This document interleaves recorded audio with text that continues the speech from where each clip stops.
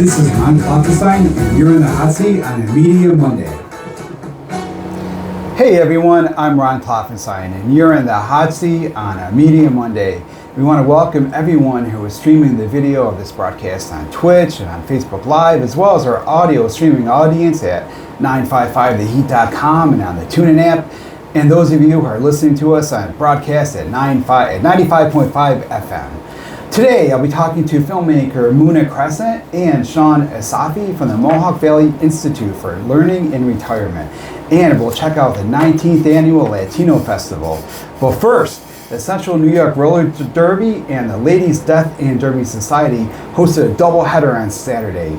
Photojournalist Jim Hale and I were there, and we caught some of the action.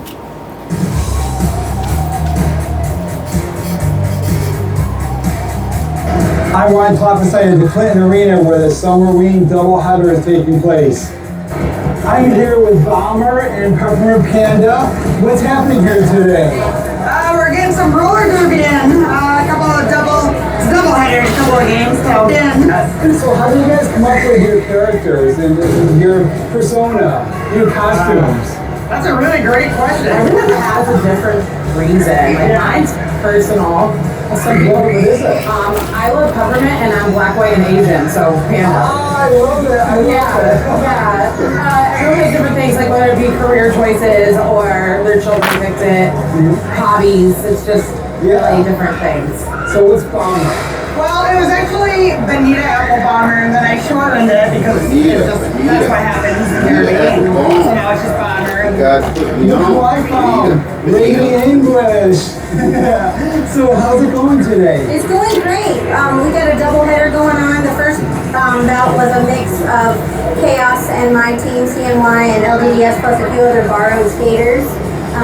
Some of my team was on her team, her team was on my team, but it was a little scrimmage we put together, and it was a fun scrimmage where people donated to have funny things happen during the game. So some people had to carry pool noodles between their legs, sometimes they had to dance during the game, skate backwards. It was a lot of fun. So certain people's family members paid to send them to the penalty box.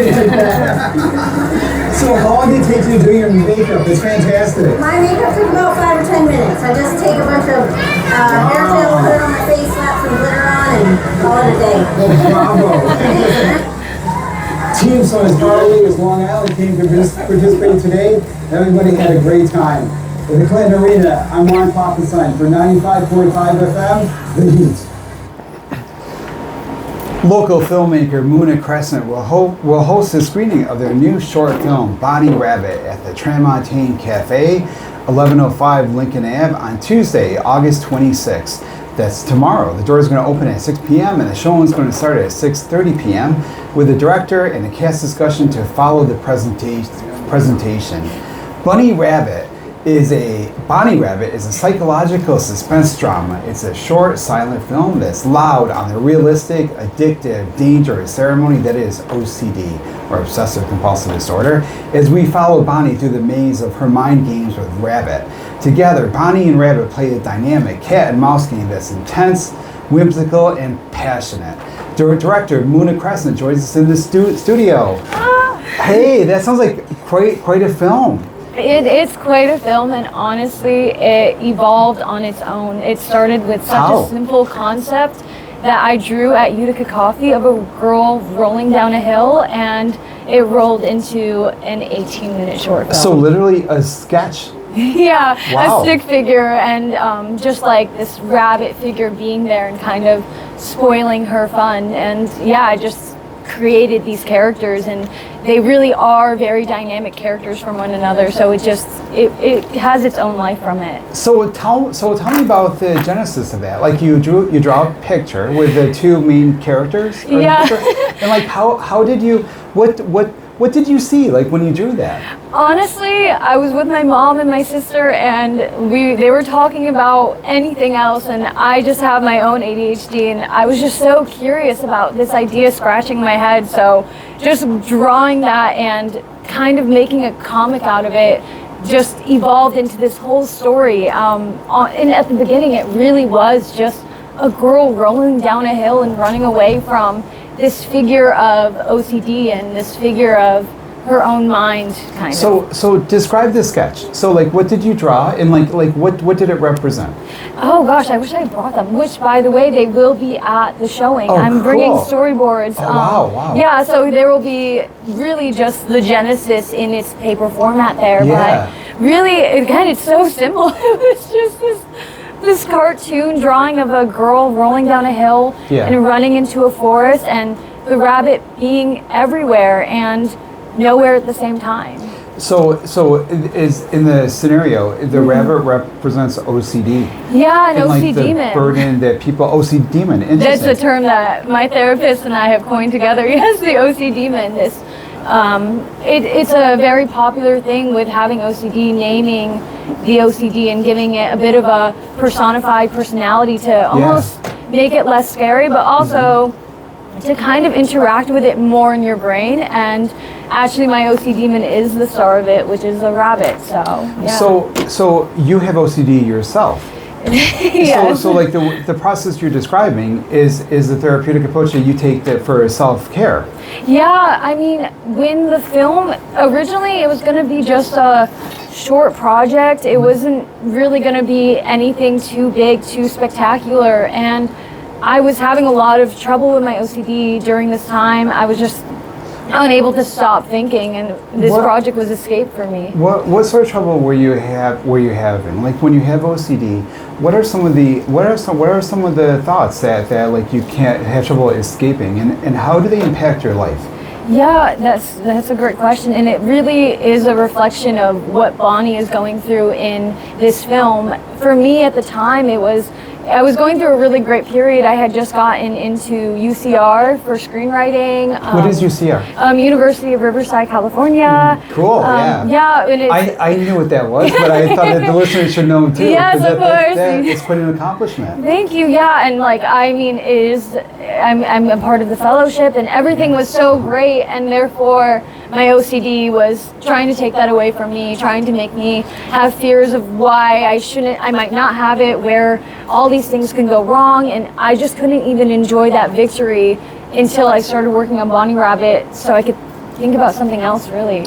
So how did the OCD first start to like intrude? Like when you're feeling success, and I think it's interesting because I sort of feel like, I think people in media can kind of relate to that. The more successful like we are, the more pressure you have, because it means more people listen or watch you. Yeah. So it kind of, I understand that how that pressure can build up, like kind of can measure it with the success that you have. What did you first start to like feel or think about to realize these thoughts I'm having aren't like necessary or anything, or how do you know that the thoughts are OCD and not something that needs to be addressed? I think when they waste your time, when you can just be... Good description, yeah. Yeah, sitting on the couch and you can spend 30 minutes just in your head, and it's like, that is time that is so like precious. Like fretting, like anxiety. Yeah, and it's like, with this film, it really only takes place in the capacity of Bonnie's mind, which is kind of the point. Like, it's all happening in your head, and it's a question of what's real and what's a fear that you're creating that feels real. Right. How do you know the difference? You don't until you work on it, until you spend your time somewhere else. For me, BonniRabbit and working on this project really showed me that these fears I had weren't real, because I had so much more time to put somewhere else and not in this, like, it's such a tedious, long game you play with yourself. Right. So the fact that you were able to like kind of steer out of that skid and like focus on your project kind of proved to you that you were okay, or that you could be okay. So it genuinely made me understand my OCD a lot more working on this project. I don't even fully relate to Bonnie in some way. The OCD is such a spectrum, and I really got to explore parts of her that maybe aren't exactly me, but parts of her that are so exactly me and how we experience OCD. And maybe the parts of her that aren't me are the parts I've healed from working on this project now, truly. I think that OCD is something that a lot more people have than realize it, and I think it's something that, like, I mean, obviously there is like clinical OCD where it's a diagnosis and where it impacts your life, but I think that severely. But I think that I think that many people to a degree have like maybe some of it, or at least intrusive thoughts. Oh, totally. And I think people have a conception that OCD is like having the remote at, you know, the volume at 10, like a certain thing. Or like having the shoes all lined up by the door for the morning. It's not. It can be worried that like that like maybe you hit someone with your car and then realize it. Yeah. You keep thinking that. Or it could be the worry that something that you'll do something that you know you would never do, but you think that it can so really burden your life, and it is, you're right. People really don't realize when they have OCD, because we do have a very romanticized or very like definitional version of it, but it's very widespread, and I think it affects a lot of people, especially in this day and age with just culture and media and the way we're fear. Yeah, what we're going through. You know, living through life is fearful, and your brain is going to cling on to that because we are cavemen in our roots, and we have a fight or flight mode. You know, I read somewhere somebody said that our brains are not there to keep us happy. They're there to keep us alive. Totally. And part of keeping alive is to be always like on guard, and that always being on guard is like something like it's like an evolutionary feature that we have, but it can be very, it can cause us harm now, because sometimes the things that we're afraid of aren't going to happen and don't need to be addressed and stuff. How does your character Bonnie deal with her OCD in the movie? The film is really her experiencing a ritual of OCD, and I think... What is a ritual of OCD? A ritual is scratching the itch. It's doing the thing that you know is going to waste time. It's, you know, and it can be then you feel compelled to do You feel compelled. For no reason. And it can be the straightening of shoes for some people, totally. But like, it can also be, and this is going into the modern day for me, a big thing is like, when I'm anxious maybe about helping, like going down the, like, Reddit health spiral, looking every symptom up, reading everything that can go wrong. Like, it's, for Bonnie, it's a physical representation of her scratching that itch and performing that ritual with Rabbit, her OCD man. So are there two characters in the film? Yeah, it's Bonnie and it's Rabbit, BonniRabbit. So like, what happens in the film? I mean, without giving us spoilers, totally. Do they interact? What is the film like about? Like, what happens in the film? The film is truly, it's so dynamic. It has so much humor, and it has so much intensity, and it has so much deep meaning, and it has so much superficiality of what OCD is, and it really is them playing this tango together. It's the rabbit. That's an interesting word choice. Tango. I mean, they are. Yeah, there's dancing in it. do you feel as if like your OCD is that present, that it's almost like you are like kind of living your life, kind of like in kind of like a duet, you know, with it. I imagine you kind of have to. And that's a big theme of this, is you do have to live with it. The conclusion is like, people that have, you know, whether it's OCD, anxiety, depression, whatever that fear is, like those things kind of stay with you, and it's choosing to put it in the back seat and recognizing it's present, then letting it steer the wheel for you, truly. And I think that's what BonniRabbit is really at the heart of trying to do. So you said that after making this film, you know, you had greater insights into your own OCD, your own your own approach to life. What are some of those insights that you gained about OCD? It's so in the ritual, it's so in the time, it's so in the presence of it, and recognizing, you know, that presence when my own rabbit comes into my life, and letting it sit in the back seat, and, you know, deciding even in a moment like this where I'm doing something that makes me a little shy, like I can let my anxiety, I can let my OCD sit in the car. I understand it's there to protect me, because like we said, our brains aren't designed to make us happy, but I don't have to let it dictate my life. And even making this project and advocating for it and promoting it, like the other things, all the things in my brain are like, oh, like, you don't want to do that, you don't want to share that, you don't want to share that part of you. And it's like, maybe that's true to that aspect of my brain, to my OCD man, to my anxiety, but like, they can sit in the back seat and I can actually control my narrative. That's really been the big takeaway for me. I think it's really great that you're sharing your story. And you know what, one thing I know too is from my own life experience is that there will always be people, including yourself, your own voice, who will say to you, oh, you shouldn't share that, you shouldn't talk about that, you shouldn't this, you shouldn't that, you know. You do have to ignore that and just like, you know, because it's amazing what you're doing. Just the way you talked about OCOC is incredible here. So I want to know, because it's so cool that like you do this as a silent film, because I was thinking just the other day, you know, it's so funny because all these people that make these like indie films around here, you know.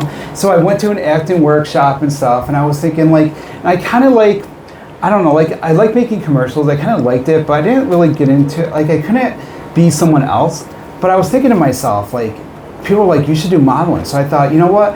I wish there was silent films, because I could have done that. But like you're doing that. So why a silent film? I mean, here's how amazing. This is like, you're like 100 years past silent film age, but that is what is so great about this. Like it's an art form that like you have like revived. Oh my so gosh. I have to, we're going to have more time in the third segment to talk more about this, but tell me a little bit about like, what is about silent films that drew you? Oh wow, that's a very generous thing to say. I'm reviving. I think it's amazing what you're doing. I'm so excited you think that. And I told you, it's a silent film for a 2025 audience. Because it is so uncomfortable to sit through silence. But like, that's also, right, yeah. Yeah, but it is silent. It's predominantly silent, and it's because, I mean, it goes into what's real, what's not, what's in your head, and what's physical. So it represents that. And also, I mean, here's a very practical reason: making a silent film for quality purposes, sound can really show the budget. If you have poor sound quality, it's tough, and that's a big part of this premiere. I am bringing stuff from the film to maybe answer questions for people that want to make films, and I think a big part is playing with different genres and playing with sound in, you know, unconventional ways. So it's so representative of the mental illness of it and the heart of this film and the art of this film. It really gives space for the art to show. But it's also, I mean, it helps make a film happen, and a big part of OCD is perfectionism, and it's allowed that part of it to, you know, I don't have to worry about quality. And it has sound. Like the sound though is so much more richer because it's so much more intentional. Really? So we'll have to hear more about like how you tell the story without sound and stuff. And as we come back, we've been talking to director Muna Crescent. Her film BonniRabbit will be screened tomorrow at the Tram. When we return, the Mohawk Valley Latino Association hosted the 19th Annual Festival Latino yesterday at Hanna Park. I was there, and I'll have a story when we return.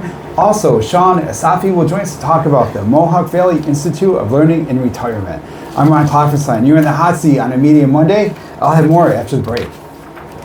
This is Ron Klopfenstein, and you're in the hot seat on a Media Monday. Hey everyone, welcome back to the hot seat on this Media Monday. Our friends at the Mohawk Valley Latino Association hosted the 19th Annual Festival Latino yesterday at Hanna Park. I was there, and I have this story. I'm Ron Klopfenstein in Utica, where the Mohawk Valley Latino Association's annual Mohawk Valley Latino Festival. I'm with Sony Martinez. She is the Executive Director of the Mohawk Valley Latino Association. What's happening here today? Well, today we are celebrating the kickoff of Hispanic Heritage Month 2025. We're showcasing our Latino culture with food, music, vendors, organizations that want to do community engagement with the Latino community and the rest of our diverse community. Why is it important to celebrate different cultures and community and ethnic groups? It's important because it helps us. I made two new friends at the Latino Festival. So what are your names? My name is Valentina. My name is Melly. So what grade are you guys going to be in the fall when you go back to school? That's doing. Third grade. Third grade? Second grade. Second grade. Well, good luck with that. So what's happening today? What are you guys doing here today? So I am dancing on stage today. It's gonna be so fun. Oh, yeah. How about you? And are you gonna dance or have music or have something to eat or have some fun? Have some fun. Yeah. Do you have any friends here? Yes. I'll bet you do. You want to give them a shout out? Say hey to your friends.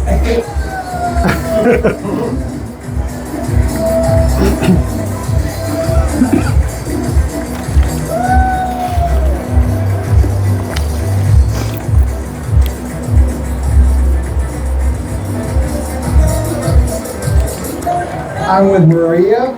And Maria, what brought you here today to City Hall? I'm very proud that I'm Puerto Rican, my mother and my father. Yeah. And every year I come here.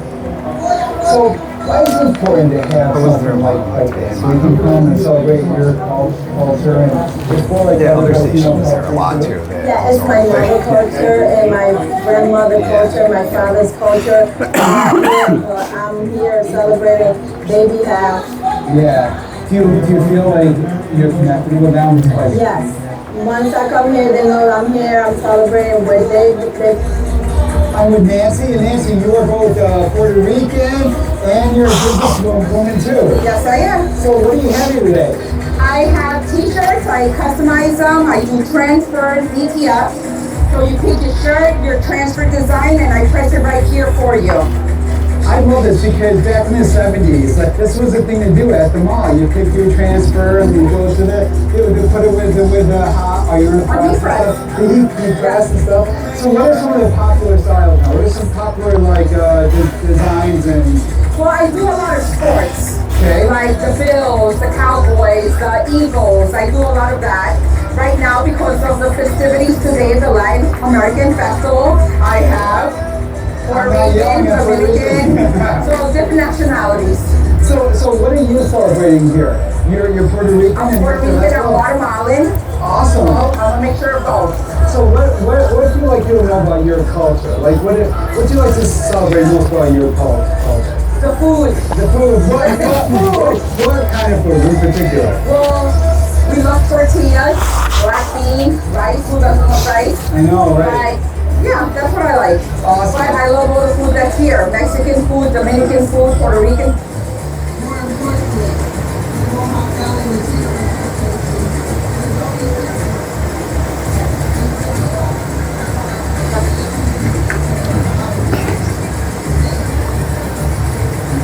Y como parte del grupo, gracias a todo el mundo por lo que ustedes hacen en el evento, lo que ustedes hacen en la comunidad, y quiero dar gracias a la Asociación Latina por todo lo que hacen en la comunidad. Gracias, por lo menos. I'm with Heather, as a music resident, and you don't look like you're Latino. So why are you here? I'm like, what are you getting out of this? I'm getting food.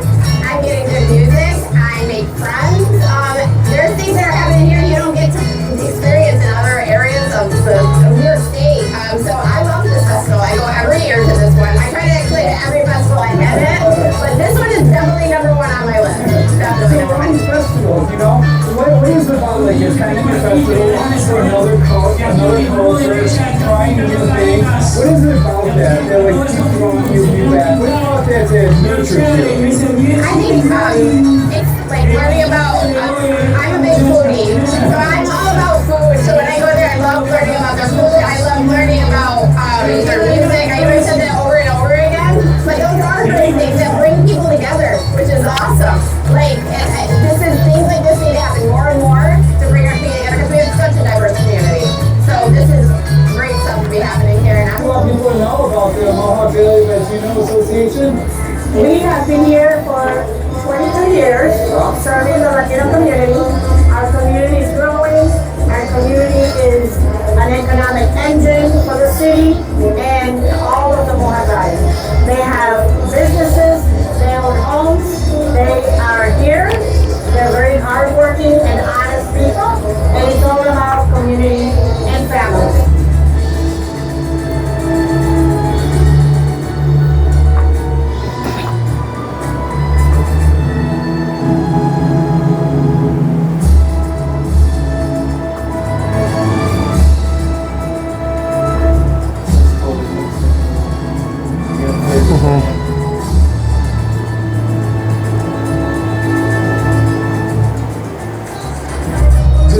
festival was a celebration of music, food, and most of all, community.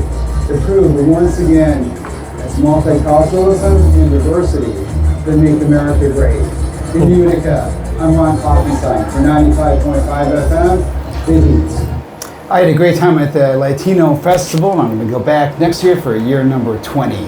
The Mohawk Valley Institute for Learning and Retirement, MVILR, is a nonprofit organization that has provided opportunities for local seniors to learn, live, grow, move, think, socialize, and create since 1996. Shawn Essafi joins us in the studio. Hey, Shawn. Hey, Ron. How's it going? So, Dawn, from our studio here, yes. Dawn is involved in Mohawk Valley Institute, but she's involved in so many things. I was going to say, what isn't she involved in? Together for me, but like, so I know it's about learning stuff, and I don't know the other details. So tell us about this organization. So MVILR, because that's a lot easier to say than Mohawk Valley Institute for Learning and Retirement. The main misconception that we have is retirement's right in our name, right? Yeah. However, we're not age restricted. Oh. Retirement is just the term that we have for someone who's available throughout the day. So we don't really have night classes. The majority of our classes are from 9:30 a.m. until about 4 p.m. Cool. So if you just have, 3 available days throughout the week and you're working the other days, you can still be a member of MVILR. What are some of these classes? Oh, so if I were to list all of them and all the ranges, we would be here for years, right? So we have classes in pretty much every topic. If you're interested in art history, you could learn about classic Japanese art or movies. Wow. If you're interested in just generic social studies history, we have courses about selected battles of the Pacific War. If you're interested in making art, we have acrylic landscaping for beginners. If you're interested in non-traditional movies, we have classic music through the lens of movies. Oh my gosh. Well, like, who teaches these classes? That is one of the best parts of MVILR. It is by the people for the people, right? Yeah. So all of our facilitators are volunteer facilitators. Wow. 99.9% of them are retirees themselves. Yeah. And they teach about 2 different types of topics. Yeah. One is whatever career they retired from, right? Oh, that makes sense, yeah. The other is something that has nothing to do with anything they've ever done, but they've always been passionate about it, right? So I love it. My best example for that is we have a retired literature teacher, English teacher, small world, right? Yeah. And he often teaches about poetry. Oh, neat. Whereas we have another instructor who has been a CFO for major organizations around, who's also our treasurer, but he pretty much exclusively teaches about classical opera. Wow, it's like a whole different field. Yeah, so it's really something that you've always really done professionally, or something you just didn't do professionally, but you've always loved. Yeah. So how do people take classes? Like, how much do they cost, and how do you sign up? Yeah, so you can call us. We're located at the Rome MVCC campus. We're a separate it's on nonprofit. Their website too. Yeah. We're a separate nonprofit, but we're partnered with them. So again, most of our classes are held on the Rome campus. Yeah. But what makes us unique is we're a membership-based organization. So you actually only pay for an annual membership. Oh wow! And you can take as many classes and you can take as many of those classes that you can fit in your schedule. Cool. We have some people, because we're based in Rome, that live in Little Falls, so it's a bit of a drive. Right. So what they do is they'll just pick a day that they have the most enjoyment from, because every semester is different, and make that they like drive into exactly. So they'll be there from 9:30 to 4 on Thursdays. Wow. Whereas we have people that live in Rome, and they'll take 2 classes Monday, 1 class Tuesday, 3 Wednesday, 1 Thursday. So it really, like I said, depending on your schedule, you look at our schedule that changes every semester, and you just So I was going to ask you, like, is this on a 15-week semester MVCC schedule? Like, you'll start this week and... So we actually are starting towards the end of September. Oh, I'm jealous. Right? So the way we're organized is we have 8 weeks in the fall. Yep.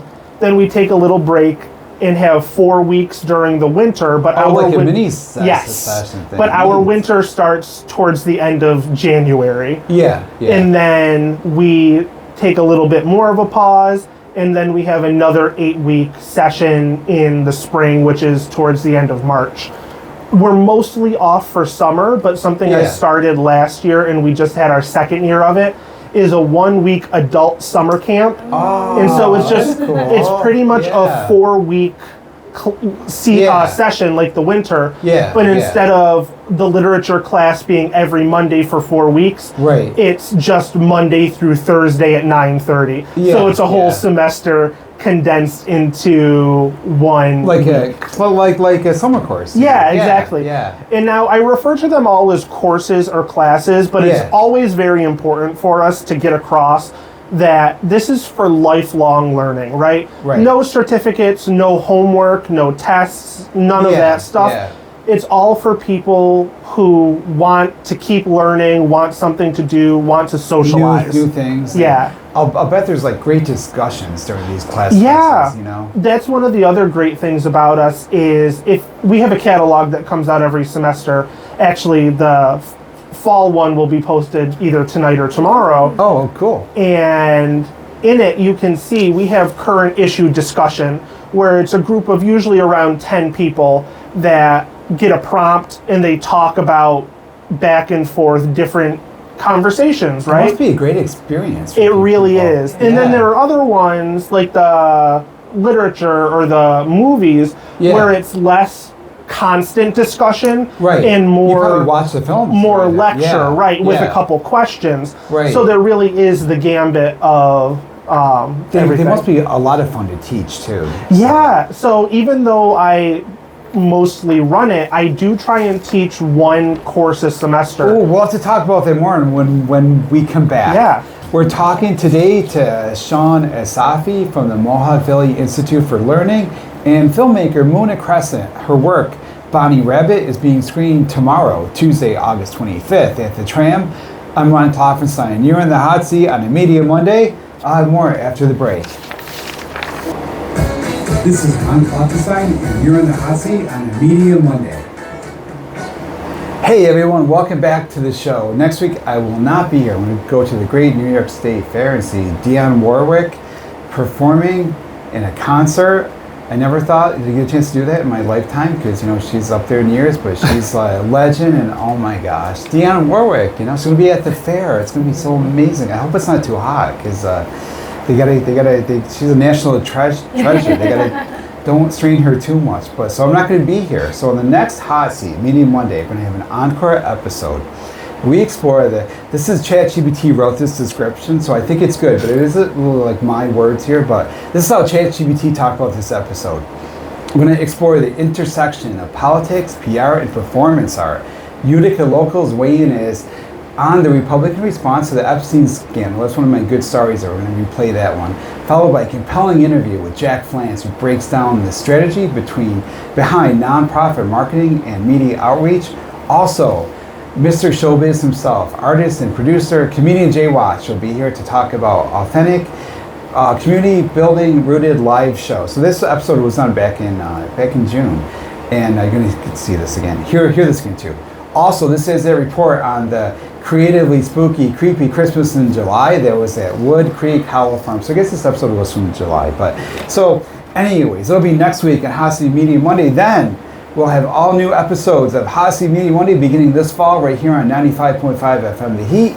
The fun with Season 2. This will be our Season 2. Season 2 starts Monday, September 8th. But today, I'm talking to filmmaker Muna Crescent. She's screening BonniRabbit tomorrow at the Tram. And Shawn Essafi from the Mohawk Valley Institute for Learning in Retirement. So the question I asked you before break was, during break, your homework here. What's your favorite film? Or your favorite film? Sometimes people have more than one favorite. What are some of your favorites, or some that you think are important? I'm going to start with you first, Muna, because you should be the expert. So you should have your answer ready to go. And Shawn, you're going to get a little bit more time with your answer. Ooh, it's so hard. I'm an avid movie watcher. The Marquee Cinema, like, me crew. too. Yeah, they Marquee, always see me there. I know, right? I wish I had a movie Cinema pass. Capital in Rome. Did you ever go to Cinema Capital? Oh my gosh, I love I miss going that to so Cinema Capital. much. Yes. Yes. I would go there myself to like help them fix that roof if they need to. And I don't even know how to do that kind of stuff, but I'd be happy to go climb a ladder with shingles. I want that back so bad. I'm ready to roll my sleeves to help. I would love that as well. No. But my favorite film, one of my favorite films that I saw at the Rome Capitol Cinema Theater, I'm like saying a lot of words. I saw the TV Glow. That was, oh my gosh, me too. Yes, what yes. a beautiful and an LGBTQ film. thing too, like you know, yes, right. I love that. Yes. And even if you're not queer, like a call to be authentic and what exactly how you owe it to yourself to be yourself and the life that you can live versus the life you might. That's true. I really could speak to everybody who like wants to, who like is like oppressed, you know. Yeah, totally. It's just that's definitely one of the films that I just think now, about a what lot. do you see in that film that the filmmakers did to, as we say in English, to develop the central idea? So like, what do you learn when you see a film like this? What do you see that like you think to yourself, I gotta try that? Honestly, the spook factor of that film, like the way they played with, even like childhood nostalgia and like how our childhood really creates formative memories of why we do what we do and how we are, and even breaking that cycle if we can or choose to or recognize. And it really does relate to essence of BonniRabbit. There's a big theme about trinkets and material possession, and you know the way it relates to that childhood safety and that adult comfort when you still have these problems that maybe aren't addressed or need to be addressed. So yeah. So you saw like how they took such big themes and worked into one character, and that's like what you did with yours. And you had to like you even be probably perhaps even more disciplined because your film only has two characters, right?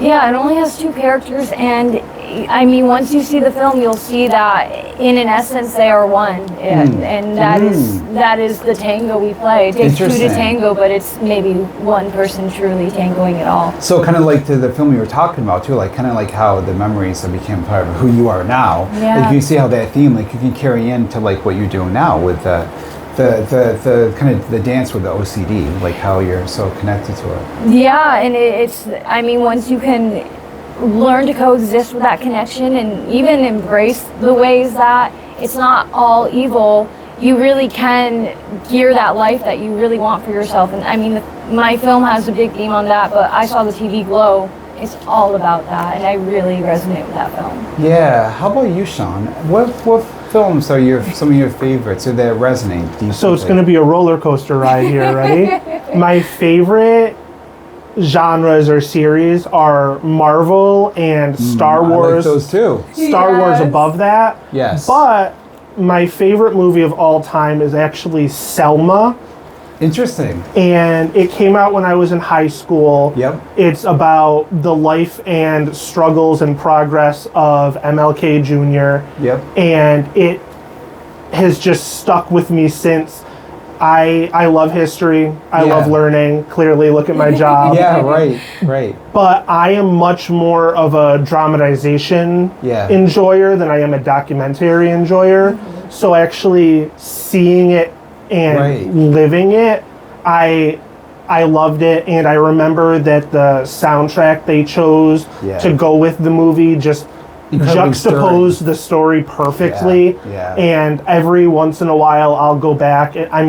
Star Wars I can watch like that, but every once in a while I'll go and say, I want to watch Selma again, and I go back and enjoy it. It's interesting because like with movies like Selma too, like it's comparable to the Marvel films and Star Wars too, because there really is a sense of good versus evil. Yeah. I think that film can like really put things in perspective like that in a way that that all art can do. You know, what are some of the things that what are some of the ways that you're doing that like with your work now?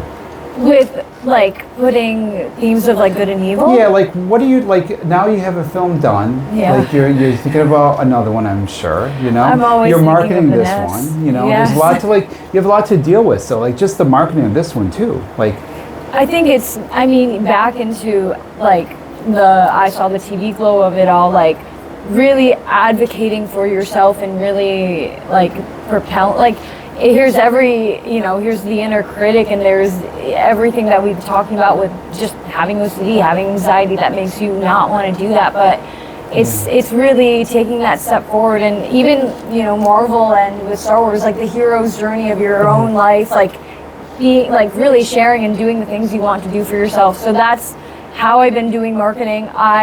I was just at the Clinton Art Festival and I was handing out little flyers trying to advocate for the film, and that was so out of my comfort zone. I was going to ask you, does that come easy? No. Self-promotion is kind of easy for me. Like it's something that I just took too well. And it's a good thing because you have to. Because actually there's so many of us who are doing stuff that to compete, you have to become very comfortable with that. So I want to ask you about, like, how are you with that? It's new for me. It's so new to advocate for myself, to even, be fully Muna Crescent for myself. Great. And it's the Clinton Art Festival, everyone that took a flyer, like, saw me trying my best, and it's a skill set, and it's awesome you have that, because it's I truly think the people difference. like seeing that too. I really do. I think that like there's a school of thought that like, I do a lot of promoting the show like constantly every single day. But I think that people want to see that you're working and use social media for something good, to promote something good and stuff. And I think people have a respect for that. So and you have to, because honestly, if you don't promote yourself, they won't pay attention to you. Well, even with filmmaking, or you won't get noticed at all. It's like, who's going to make the film for you? Who's going to tell the story Who's for gonna you? watch it? Yeah, Who's right. going to promote it for you? Yes. You really do have to do it for yourself if you really want to give full credit to the work you've done. right, and you have to do you have that responsibility to your work to get it out there. Shawn, what do the Marvel films and Star Wars films and Selma, what do those movies tell you about yourself?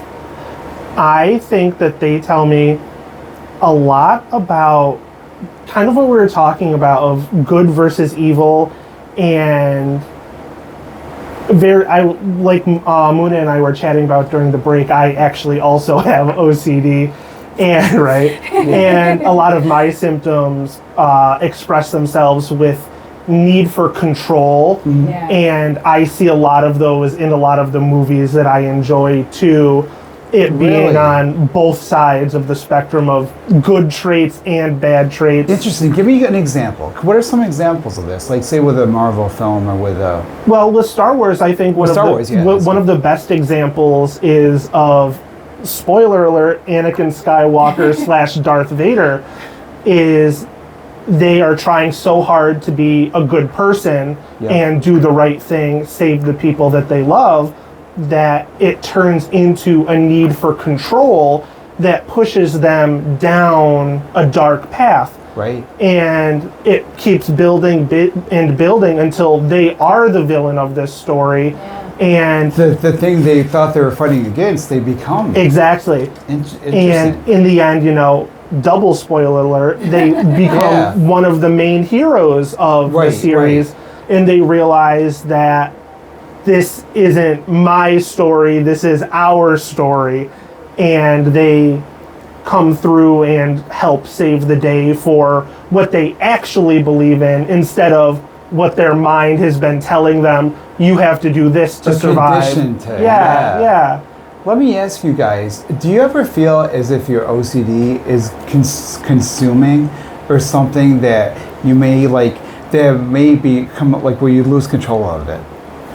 Yeah. I would imagine.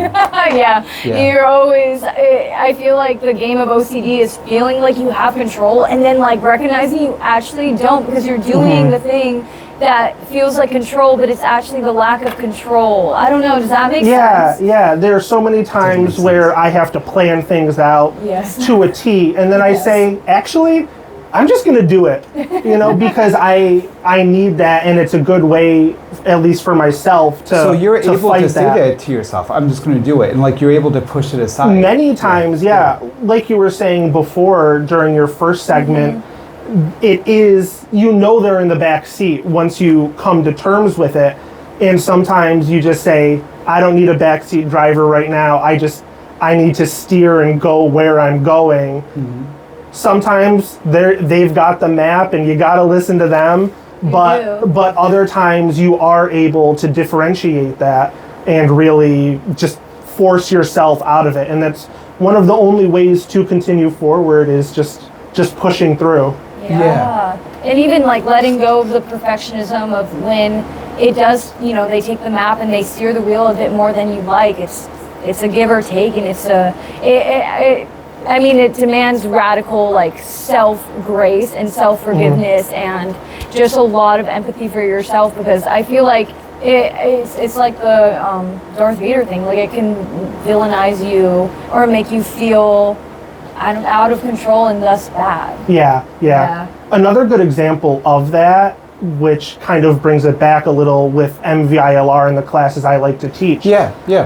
In the spring, I am hopefully planning on teaching a course about propaganda. Because I try and pull all of my interests together in my classes. Right.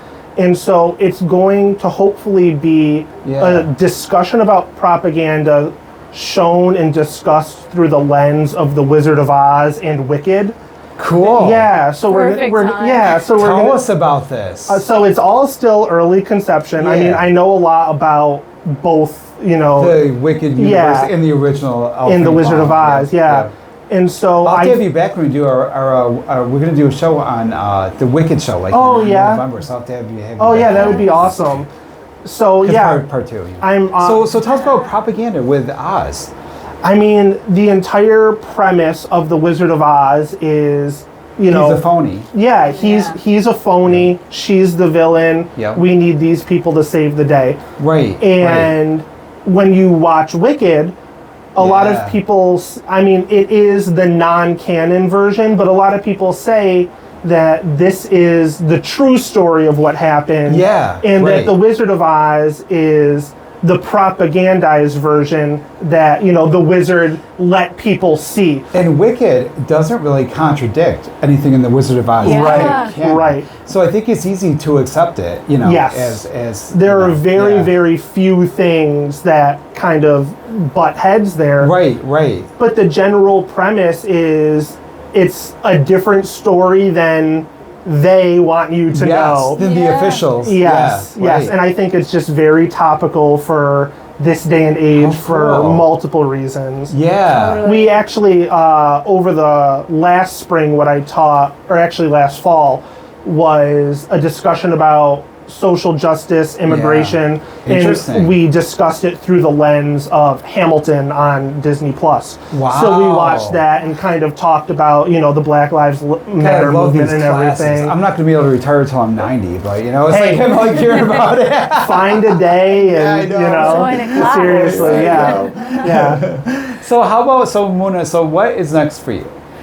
Riverside, I'm moving. This is, I consider. So you're going away to college? Yeah, grad school. I'm becoming a master of screenwriting. No, but that is so amazing. It's so exciting. Riverside. And I want to say though, I've only been screenwriting for 3 years now. Wow. It has been. Look how far you've come. It feels so amazing. Believe in yourself. You can do stuff. And being true to what you want, and again, letting go of perfectionism, letting go of, I've only done it for so long, like so many people before me, you can't control the people before you, against you, with you. Just do it, Yeah, it's for Make you. Media. Exactly. But other than that, I want to keep creating. I loved doing BonniRabbit. There's nothing more spectacular than collaborating with creativity. An idea that came from a girl rolling down a hill, accepting that idea and letting it provide for me the rest, like an archaeologist just uncovering. I think Stephen King says that, uncovering the story, it genuinely is the most fantastic feeling. It feels like living for me.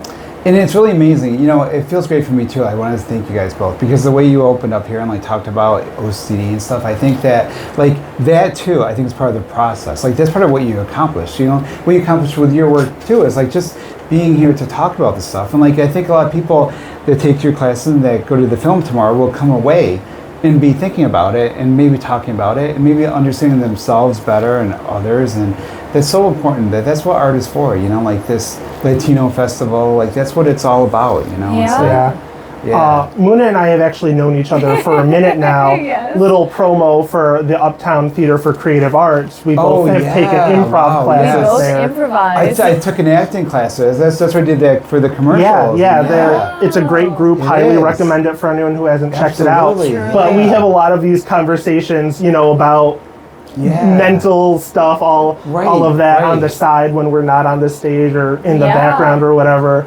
The world like very much, you know, stresses me out, you know, like with news and stuff right now. So it's like what keeps me going really is like focusing on this show a lot and like really making like media stuff. Like it's a way to like be productive and to like, because I think even if you weren't prone to OCD in the past, just like with all the things happening now, it's hard it's hard to shut those thoughts aside and like have that fear that like I think a lot of us have all the time. It's hard to like navigate through that. Yeah. I think everyone has something, and it's like a lot of people don't give themselves the grace to understand what it is that is either creating them tension from doing what they really want or just making them miserable in a crowded room. Like we can prevent them from being who they really are. Truly. And I feel like like Shawn and I, like what we both share from what we're here to talk about is like, for BonniRabbit, I'm so excited to also talk about the filmmaking process. It was literally filmed on an iPhone, handheld shots.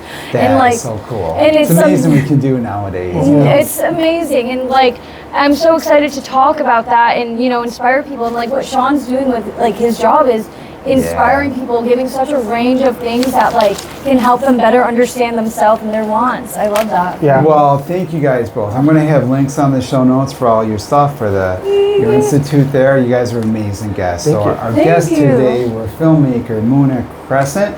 Check out her work at the Tram tomorrow night if you'd like to. And Shawn Essafi, my script is screwed up here. Shawn is from the, what group are you from? It's funny because like I'm totally blanked on like where you're from. You're from the Mohawk Valley Institute. MVILR. And we actually also have an event coming up. If I don't have the script, I'm like lost. So tell me about your event. On September 11th from 10 to 1 on the Rome campus. We have 2 events at once. Nice. One of which is an MVILR open house. That's going to be just all about who we are. If you're interested at all, come meet us, see what we do. At the same time, we are a community member and we want to do what we can for the community. So we bring together about 30 different organizations from the community that help or assist seniors in some way. And they have a tabling event very similar to the MVLA that was just yesterday. Oh, cool. Which we table at stuff like that. So September 11th at MVCC in Rome. Yep. All the things people are interested in. I'm going to kick things over out of time here now to Jay Easy. He's up next with the Easy Ride Home. I'm Ron Kloffenstein. I'll be back next week. I won't be back next week. We'll have a repeat next week. I'll be back in 2 weeks with another brand new Hot Seat Media Monday.